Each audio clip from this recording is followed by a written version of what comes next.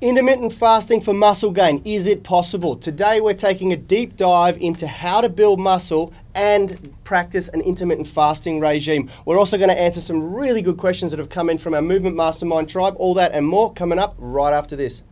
We are the gym that teaches people how to move instead of just exercise, because we believe that health is about performance, not just body image. 15 hours ago, Andrew McCowan from our Movement Mastermind asked us the question. He is an ectomorph and he wants to build muscle. He also is concerned about longevity and health, and he wants to use intermittent fasting. He's been practicing the 16-8 intermittent fasting, but he's struggling to put on weight. And we're going to take a deep dive into what we do, because I am an ectomorph. I've grown myself I'm about 6'1", and I used to be about 69 to 70 kilos. When I was in high school, I've grown up to 92 kilos in lean mass. Now I sit comfortably around 85 kilos. There is certainly ways to do it, but there are a few things that you must get right. It is as hard as losing weight, in my opinion, to gain weight. And then on top of it, it costs a lot more money. So there are challenges to get over. We're also going to answer a couple of really good other questions that have come in from our Movement Mastermind tribe. And we're going to reveal a massive, massive opportunity for you guys who haven't already joined our tribe to work with us. It goes live next Tuesday. First, before we get into all of that, how are you feeling today, Rad? Yeah, good. Feeling good. I am pumped at the anticipated launch of our Flexibility Blueprint 2.0. You've gone to work on this one. Yeah. We've had an amazing success with the Flexibility Blueprint. It honestly is like you and I spent a lot of time sitting down thinking, what would people get value out of if they clicked on this and gave us their email? What is going to help them? And we came up with the 7 key principles that have really made massive leaps and bounds for us in our flexibility and mobility. But we had, for every 100 people that absolutely loved it, or maybe for every 1,000 people more like now, we've had about 56,000 people download it. We've had maybe 10 people that told us that they weren't happy with it, that they felt that we were baiting them, and that we didn't, because we didn't give an actual program on how to stretch. Yep. And it was theory. It was principles that you could incorporate into your training we had discovered. That's right. But it wasn't a program that you could take and walk through step by step on your own. That's right. So we've gone back to the drawing board and we've done exactly that. We've created a program, a video tutorial that's 100% free, that teaches some amazing mobility, mobility and stretching. So it teaches the difference between passive stretching and active mobility for the shoulders and the hips. Oh, I wasn't going to give that away today. That was a spoiler. Oh, okay. We were going to save that till tomorrow, but it's all right. Yeah. All right. So the secret, the 2 big areas of the body that are the most compromised in people are the shoulders and hips. They prevent squatting. They prevent good deadlifting with a healthy spine. They prevent overhead pressing. They prevent good functional bench pressing, and they certainly prevent a nice straight line handstand. So we're going to give you some of the biggest, most bang for your buck stretches that you can do to unlock those areas of the body. We're going to talk more about it tomorrow in a proper video tutorial with a downloadable program. It is massive. These guys have been working hard on this, and it's really, really good. So we're going to be releasing that next Tuesday. In conjunction to celebrate that, we've got a massive offer for you guys. So just stick around and watch that. But first, before we get in or go down that rabbit hole, Andrew McGowan has asked, so continuing the Unity V discussion from earlier today, in the past I have experimented with the 16-8 intermittent fasting window and felt amazing. But problem is, I could not force myself to eat enough to be in caloric surplus. He's an ectomorph, as I explained before. That means he's tall and skinny. Even when spacing my meals nearly 8 hours apart, after one medium-sized meal, I was often completely full and didn't feel like eating again. I tried forcing myself, but felt like I won't repeat the I will shit. So then I tried drinking a crap load of water. He did all sorts of different self-experimentation to try and stretch his stomach. Now, here's the thing. There is a mounting evidence and research to indicate that intermittent fasting does help muscle growth. Now, I'm not going to fuck this up. I'm going to read an excerpt from a seminar that myself and Richard, who's behind the camera, did recently. It was actually last year. The metabolic switch, intermittent fasting has been shown to increase muscle mass through metabolic switch from glucose to fatty acid-derived ketones. Now, this is going to be a little bit sciencey, and I'll explain it in layman's terms afterwards. Then Rad and I will explain it in our terms after that. The metabolic switch represents an evolutionary, conserved trigger point that shifts metabolism from lipid cholesterol synthesis and fat storage to metabolization of fat and fatty acid oxidation and fatty acid derived ketones. Now, the key to that is that basically the body, that's what we've been talking about with this metabolic flexibility. Your body becomes much more effective at metabolizing fat. But what we're finding in research now is that the pathway that it does that also helps to preserve muscle mass. And this is really, really cool. So the evolutionary trigger, which serves to preserve muscle mass and function, studies indicate that it does help increase lean mass. Fasting regimes that induce the metabolic switch have the potential to dramatically improve body composition. Now, I'm putting this all into a blog for our mailing list. It's going to go out later on today. If you're not on a mailing list, what are you doing? And so you'll get all of this in more detail. But the most important thing to understand is that there is this metabolic switch that kicks over when we go into a fasted state that creates this metabolic flexibility, which we've discussed at length this week. If you missed those shows, go back and watch them. The benefits of that. We know that it helps us to oxidize and metabolize fat more effectively. But what we're going to narrow down on today is this mechanism that actually seems to kick in and help us preserve muscle tissue. Now, if you look at the scientific literature, I don't think there's a lot of certainty into why. It seems to be this sort of, I don't know, this safety mechanism. They call it here, it's an evolutionary trigger that helps us get stronger, faster, better adapted to hunting, things like that. And it's just the way that the body seems to work at its optimum levels. We've been talking about optimum levels for a while because we feel sharper while we're fasted, and we've certainly experienced that. So for those out there on the ectomorph scale, which Richard and I certainly stand on, you have to get pretty well versed in understanding muscle protein synthesis and those mechanisms, and also just the mindset around how to feed enough, right? Yeah, for sure. Yeah, absolutely. It's something that something that I think most people get wrong is to understand the importance of protein synthesis and muscle mass. And I think one of the biggest problems that the majority of people have is that they don't understand the importance of muscles. People seem to think that, and I guess for pretty good reason, because the fitness industry was driving this idea that, muscles are all just there to look good for a long time. That a lot of people, I was one of them, just rejected this idea of wanting to have big muscles and wanting to be strong. And I was one of those people until very recently. Yep. I just rejected it. I thought it was just a wank wanting to build your muscle. But when you understand the importance that your muscle mass plays in health and longevity, everything from bone strength to joint strength to hormone regulation, energy levels, metabolism, your ability to metabolize carbohydrate into energy versus storing it into fat. Disease prevention.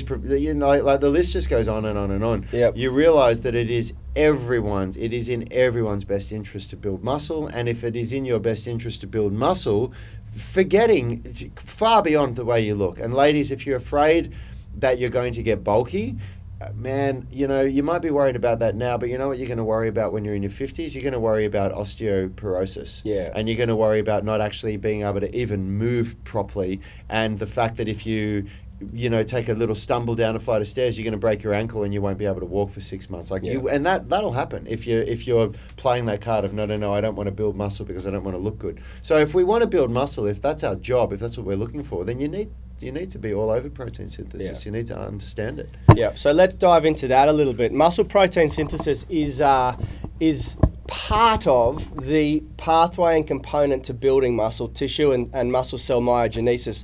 There's a fair bit involved in it. I'm not going to go into the science because I'm probably not the best person to explain it. I'm a personal trainer, not a exercise physiologist, not a nutritionist. But it is one of the key things, and what we need to understand how to do is to optimize muscle protein synthesis, and we do that through the correct dosage and also the timing of when we consume dietary protein.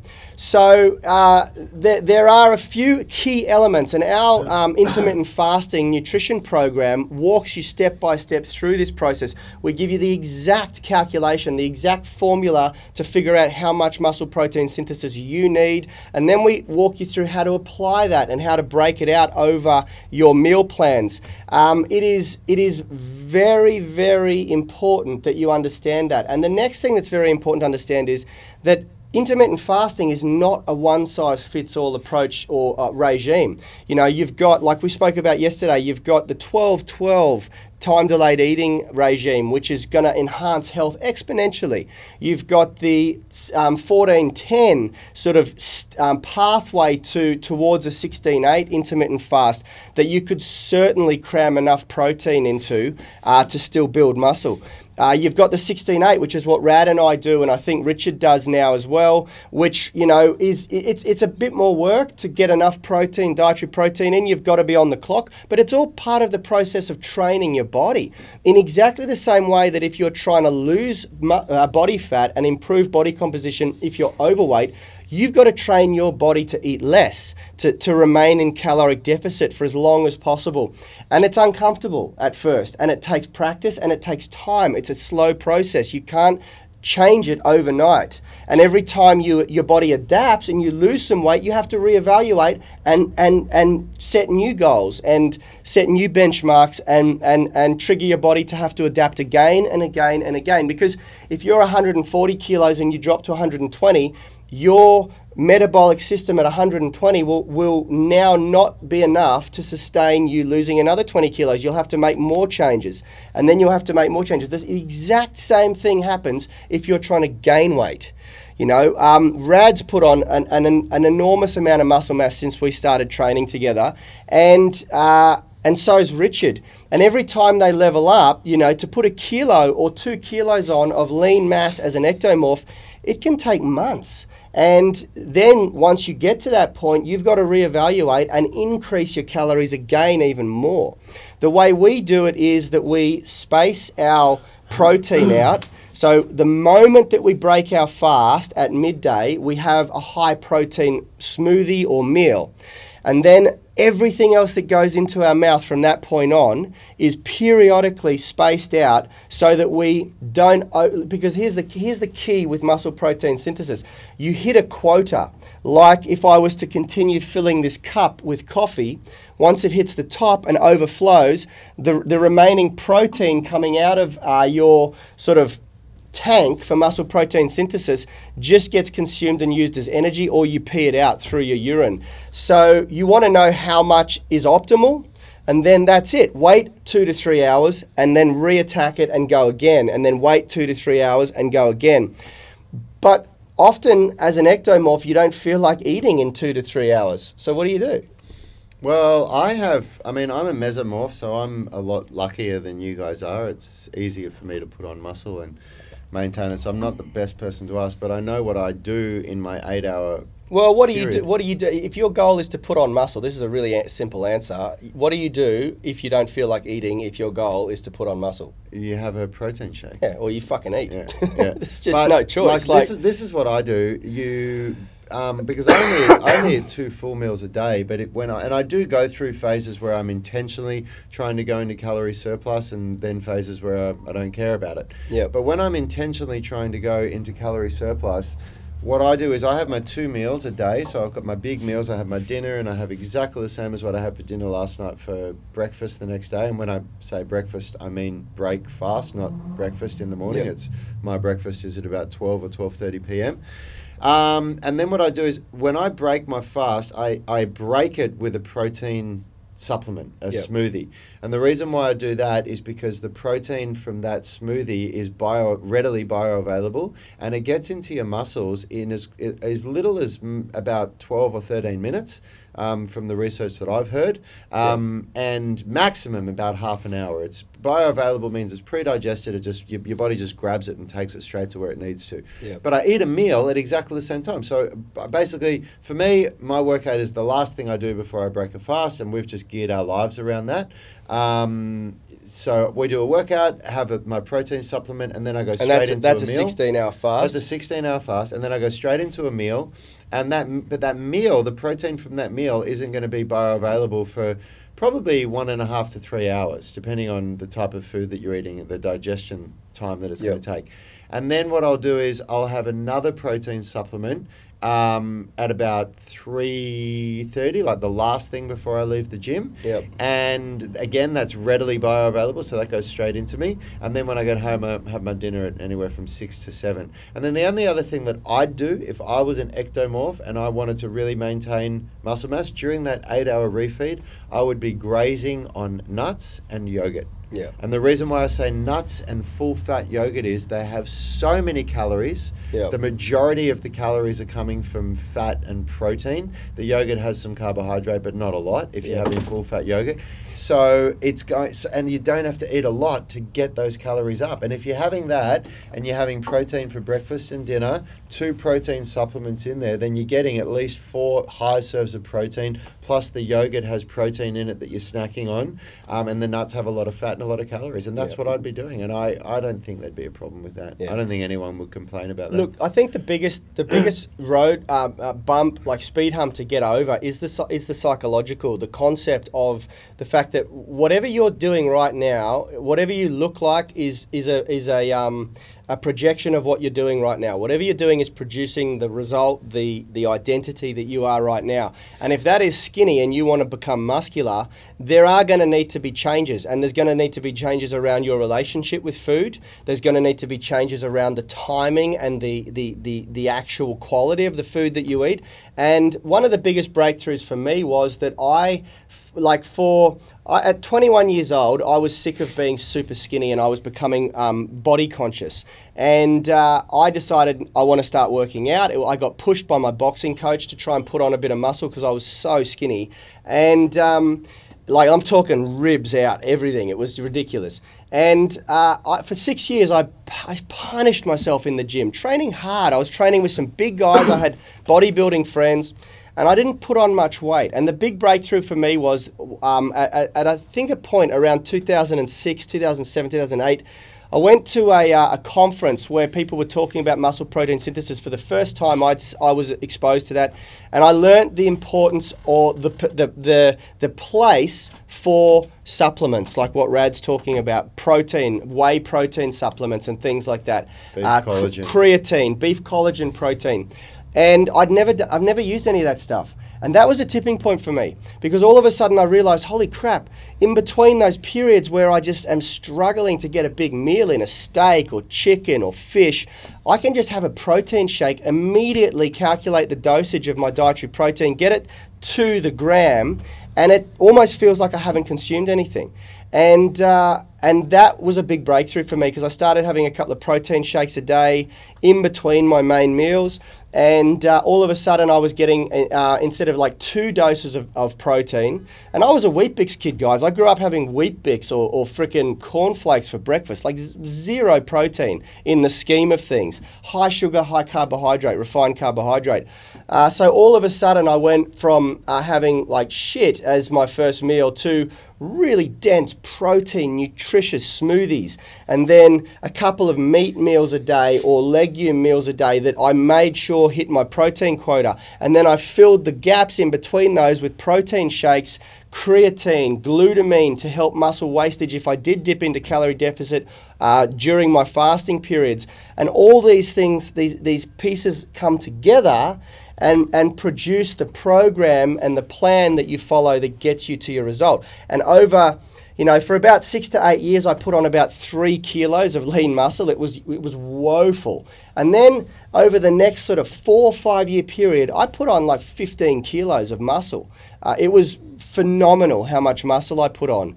And then during the last 3 years up until about 8 months ago, where my focus was very much still driven on building mass, I was still gaining muscle mass, and I looked very muscular, and that was after intermittent fasting for 2 years. So it certainly is possible, you know. Yeah, and I think one other thing that you haven't said, which is something that we did a lot of, is the smoothies that we used to make without any supplements. So we make smoothies, and you can get these in our intermittent fasting nutrition guidelines. It's all in there. We've got amazing recipes to teach you how to eat healthy meals and how to use your refeed window. And we were making smoothies with raw eggs. And the first time I heard that, I was like, oh my God. And you know what? In all honesty, you cannot even taste it. It doesn't taste like egg. It tastes absolutely delicious. It's thick and creamy. And there's heaps of different recipes that we used that turn it into a superfood meal. Yeah. Where you basically, you know, I mean, the end consumption is probably about 2 of those cups worth. Yeah. But you don't have to chew it. Well, you should chew it in your mouth to mix it with saliva for the digestive enzymes, but you don't actually have to chew food up and swallow it. So you can get like, I think we were calculating the calories on those things, and they were like 500 or 600 calories. I mean, I got them up to 1,000 calories by adding a full fat cream into mine, you know. Yeah. But here's the thing. Sorry, I'm cutting you off. The mindset shift around food is the big one, and I look at food now in 2 ways. I look at food as fuel, and I look at food as social eating. And I save my social eating for the weekend. And during the week, man, 5 or 6 days a week, 6 days a week, because I include Sunday in this, food is about fuel. It is just about fueling my body. And I'm looking at macronutrients, and I'm looking at the timing of those meals, and I'm looking at how I prolong eating to stay in a fasted state to capitalize on all of these metabolic switches that occur. And that's, I think, the big mindset shift. You've got to get over the fact that food is not food, it's fuel for your body. And separate social eating, because when you go out socially and you have a nice meal at a restaurant with your friends, you're doing that and you're enjoying it and you're indulging. But during the majority of your time, it's about performance. How's your brain performing? How's your body performing? Are you achieving your goals? Are you operating at a high enough level to achieve your life, career, macro goals? Because the food you eat, as I said in an earlier blog and podcast, it contributes to your identity, you know, and through body composition, but also through the amount of energy that you've got. If you've got an abundance of energy, you're a different person to someone who's lethargic all the time. Yeah, I think one of the best things about what you're saying and what we're saying here is that all of this stuff you are in complete control of. I think that's the coolest thing about this. Like, it is such bullshit that this is not within your control and that your body is just falling apart just because of the cards are stacked against you. Yeah. You are in complete control over your own health and fitness and what you eat and the results that you produce. And you can make the decision to be the person that you want to be, or you can, by default, continue to make the decision to be the person that you don't want to be, you know? Yeah. Now, sorry, go on. Well, I was going to say we're out of time, so we should just talk about this. I want to rip through a couple of things quickly. One of our Movement Mastermind tribe, Rachel Moorish, has asked, what's the best time to train? Very, very quickly, anabolically, the best time to train seems to be in the morning, and it's also the best time to train for weight loss because you're usually going to be in a fasted state, especially if you're, Rachel, if you're following the intermittent fasting program that we've given you as part of the Movement Mastermind. So morning is optimal, but what Ellen Dooley's chimed in and said here, which is really, really true, the best time to train is the time that you can commit to. If you set yourself a big, hairy, audacious goal to train outside of your optimal window, like for me, training first thing in the morning at 6 a.m. is not optimal because I'm a little bit of a slow riser and I like to be more alert and awake. So 9 o'clock for us is like optimal, and we've built our whole life around being able to train from around 9:30 until 12:30 or 12 o'clock. But yeah, optimal as far as the science says is certainly in the morning. You want to make sure that all of this stuff is in alignment with your circadian rhythm. In the evening, as the sun's going down, so too should our adrenaline and all of our epinephrine and norepinephrine be dropping down and preparing ourselves to go to sleep. And when you train, those things are re-stimulated and elevated. So I'm not a big fan of evening training, but if that's the only time that you can train, then that's the best time to train for you. Guys, I want to finish this. I did have a couple more questions to get through, but we'll answer them tomorrow. I want to finish this on what we're doing for the rest of the week. Tomorrow and Friday, we're doing 2 huge shows to line up with and support the launch of our Flexibility Blueprint 2.0. Now, remember, this is a free download. We've put the last 3 weeks worth of work and months before that in planning into this project. And if you're not on our mailing list, you'll be able to download this from Tuesday next week. If you are on our mailing list, we're sending it out to you for free because we love you, and we didn't want to leave it at what we left at before, because we did have that handful of people who were complaining that there was no program attached to it. And we're doing this to celebrate this, to make it a really big deal, we're having a huge flash sale. All will be revealed tomorrow and Friday. We're going to be making it insanely easy for you guys to join our tribe, to get the 18-minute stretch routine that people want so badly, and to get a whole lot of other strength plateau busting systems that we use in the gym here. So stay tuned. Tomorrow we're doing shoulder mobility and flexibility. See you tomorrow. We are the gym that teaches people how to move instead of just exercise, because we believe that health is about performance, not just body image.